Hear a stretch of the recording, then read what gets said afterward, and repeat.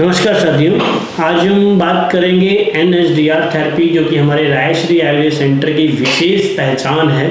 जो कि रायश्री आयुर्वेद सेंटर में रीढ़ की हड्डी के लिए खास तौर पे थेरेपी को किया जाता है। क्या है ये थेरेपी, क्या कॉस्ट करती है और इससे किन किन चीज़ों में फ़ायदा होता है। तो चलिए शुरू करते हैं साथियों।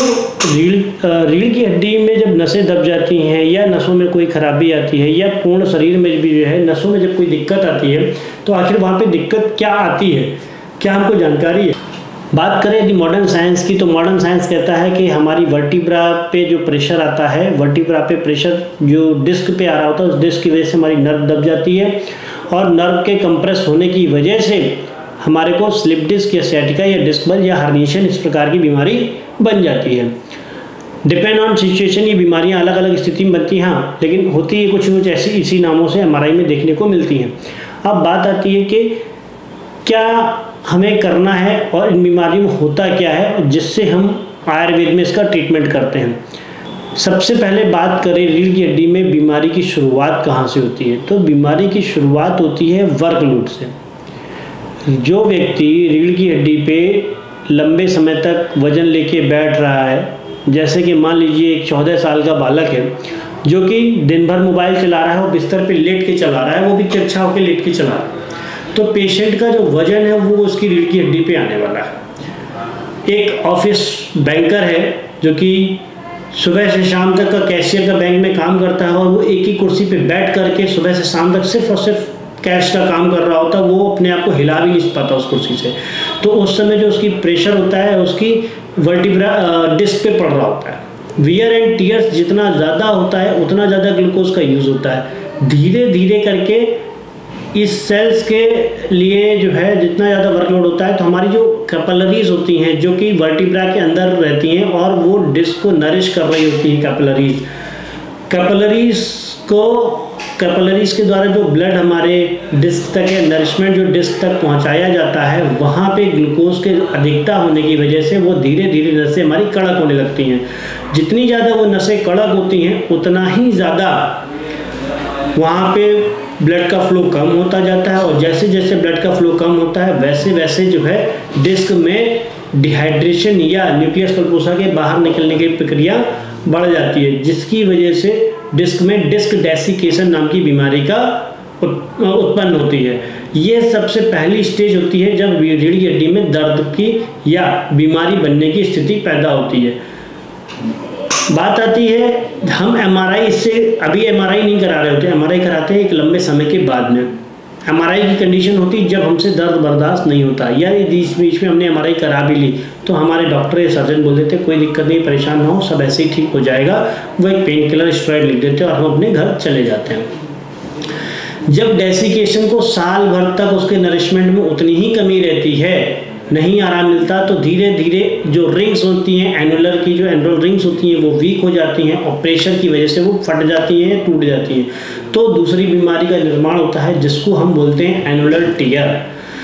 थर्ड स्टेज होती है जब एनुलर टीयर रिकवर नहीं हुआ, डिस्क डेसिकेशन नहीं हुआ, तो इसकी वजह से समय के साथ एक नई बीमारी जन्म लेती है जिसका नाम होता है डिस्क बल्ज।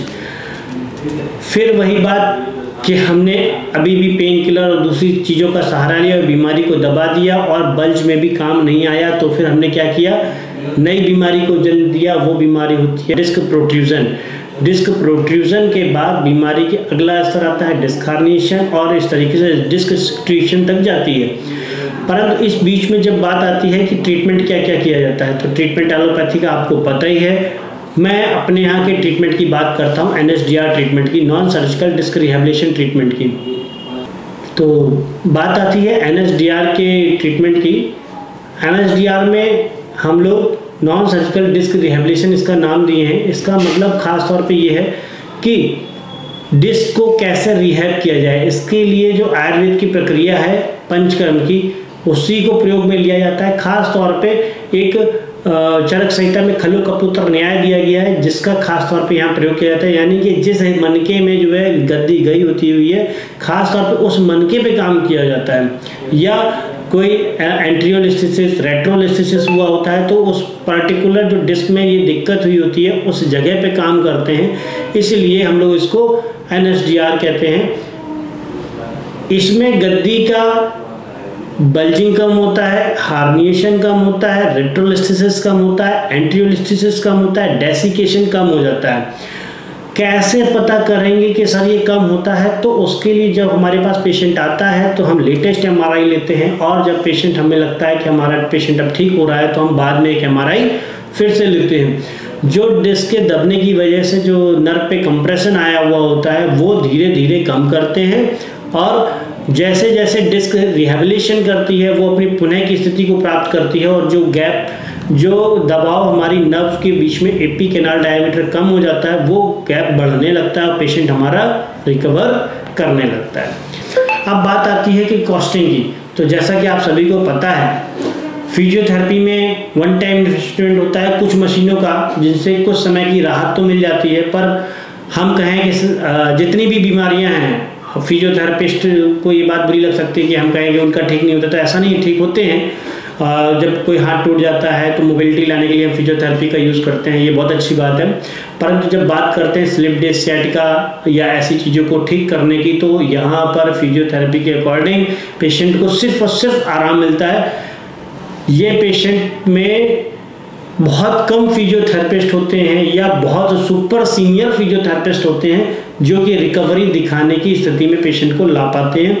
नहीं तो ज़्यादातर केसेस में देखा गया है कि 3-3, 4-4 महीने हम फिजियोथेरेपी कराते हैं, उसके बाद 6 महीने बाद फिर से कमर में दर्द आ गया। तो यहाँ पे लेकिन पंचकर्म चिकित्सा लेने के साथ में ऐसा नहीं होता है। अगर हमने पंचकर्म चिकित्सा ली या NSDR थेरेपी ली और अगले साल बरसात में और ठंड में हम डॉक्टर से प्रॉपर मिल रहे हैं तो रीढ़ की हड्डी में जल्दी दिक्कत आने वाली नहीं है। साथ ही साथ योगा एक्सरसाइज अगर करना नहीं भूले हैं तो आदमी बिल्कुल ठीक रहता है। ये है मुख्य हमारी NSDR थेरेपी के विषय में। आयुर्वेद में पंचकर्म में विभिन्न प्रकारों का तेल, विभिन्न प्रकारों की रस औषधियाँ, विभिन्न प्रकार की हर्ब्स का यूज़ किया जाता है, मैनिपुलेशन का यूज़ किया जाता है। इसकी वजह से यह थेरेपी काफ़ी कॉस्टली हो जाती है। कितनी कॉस्टली हो जाती है यह डिपेंड करता है पेशेंट की, खास तौर पे डिस्क के ऊपर, उसकी कितनी डिस्क में कितनी प्रॉब्लम है। हम लोग कटिवस्ती करते हैं, कपिंग थेरेपी करते हैं, स्नेहन करते हैं, स्वेदन करते हैं, अभ्यंग करते हैं, कायरो करते हैं, इस प्रकार के जो भी अभी मैंने प्रोसीजर बताए, इतने सारे कर्मों को करते हैं तो ये ठीक ठाक महंगी हो जाती है। लेकिन हाँ, इसके रिजल्ट भी उतने ही ज़बरदस्त देखने को मिलते हैं। तो साथियों, यदि आपको रीढ़ की हड्डी में लंबे समय से बीमारी है, आप नहीं ठीक हो पा रहे हैं, तो एक बार इस थेरेपी को आपको ज़रूर लेना चाहिए। तो जो पहली थेरेपी होती है, जो फर्स्ट थेरेपी होती है, उसमें क्या करते हैं, कैसे करते हैं, उसको हम लोग डिस्काउंटेड थेरेपी में देते हैं। यदि आप चाहते हैं तो इसमें एक कूपन कोड भी जनरेट किया गया है, उस कोड को अगर आप लेकर के आएंगे तो हम आपकी थेरेपी, फर्स्ट थेरेपी जो है डिस्काउंट रेट पे करेंगे, 50% डिस्काउंट आपको दिया जाएगा। तो इसी के साथ मैं अपनी वादी को विराम देता हूँ। धन्यवाद, नमस्कार।